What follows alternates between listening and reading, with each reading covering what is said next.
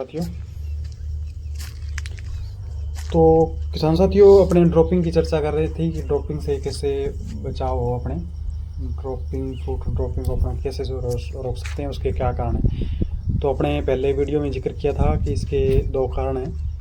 पहला है जो पैथोलॉजिकल ड्रॉप यानी जो बीमारी से होते हैं, उसके बारे में अपने पहले चर्चा कर चुके हैं। और दूसरा है जो वो है फिजियोलॉजिकल ड्रॉप, यानी इसको कह सकते हैं अपने न्यूट्रिएंट्स की कमी यानी पोषण की कमी है, उससे ये ज़्यादा होता है। तो जनरली पोषण की कमी से ही फ्रूट है वो अपने ज़्यादातर अपने भागों में, अपने एरिया की अगर बात करें तो ये पोषण की कमी से ज़्यादा होता है।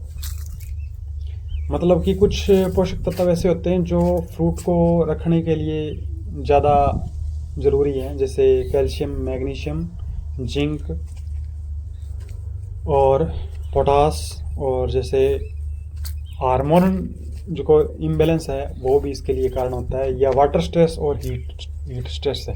हीट स्ट्रेस की अपने पहले वीडियो में बात कर चुके हैं कि अपने मल्चिंग से इसको कंट्रोल कर सकते हैं। और बाकी एक दो स्ट्रेस एलिवेटर आते हैं अच्छी कंपनी के, उनका अच्छा रिजल्ट है, तो उनसे अपने इस पर काबू पा सकते हैं।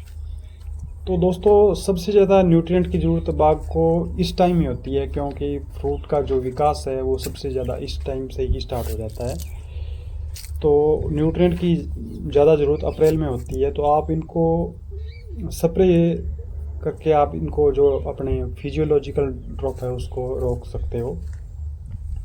अब अगर बात करें फिजिकल ड्रॉपिंग, तो इन जो प्रॉपर न्यूट्रिशन कह सकते हैं अपने इनको, मतलब साथ साथ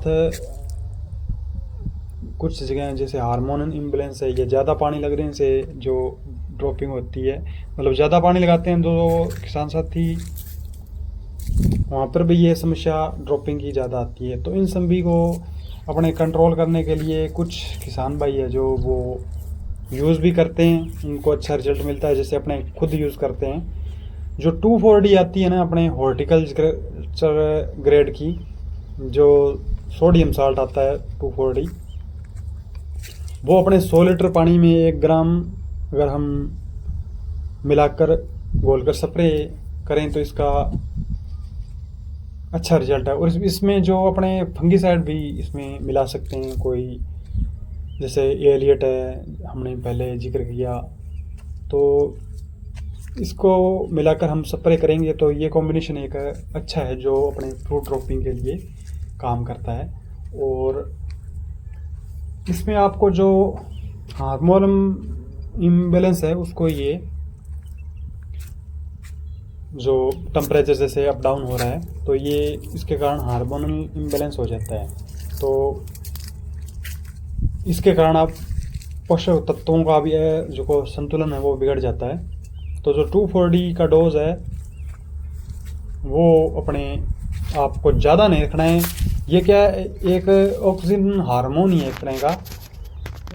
कई भाई प्लेनोफिक्स यूज़ करते हैं, तो ये वही चीज़ है एक हिसाब से। प्लेनोफिक्स का भी अच्छा रिजल्ट है और 2,4-D जो हॉर्टिकल ग्रेड है उसका भी अच्छा रिजल्ट है। बस आपको ध्यान रखना है ये है कि हॉर्टिकल्चर ग्रेड वाले ही रहनी है। आपको सिंपल 2,4-D जो जैसे 38% और 58% में बाज़ार में मिलती है वो आपको यूज़ नहीं करनी है। इस बात का आपको विशेष ध्यान रखना है।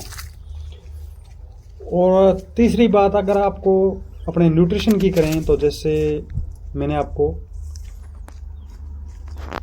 पहले बताया कि कुछ मेजर न्यूट्रिशन है जिसकी कमी से बाग में वो ड्रॉपिंग अपने को देखने मिलती है।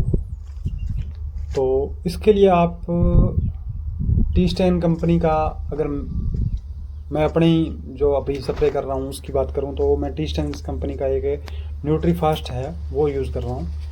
इसका यूज़ आप कर सकते हैं। इसमें क्या है कि आपको NPK से लेकर लगभग सभी जो न्यूट्रिएंट है वो मिल जाते हैं, जिनका रिजल्ट है, इसका रिजल्ट बहुत अच्छा है।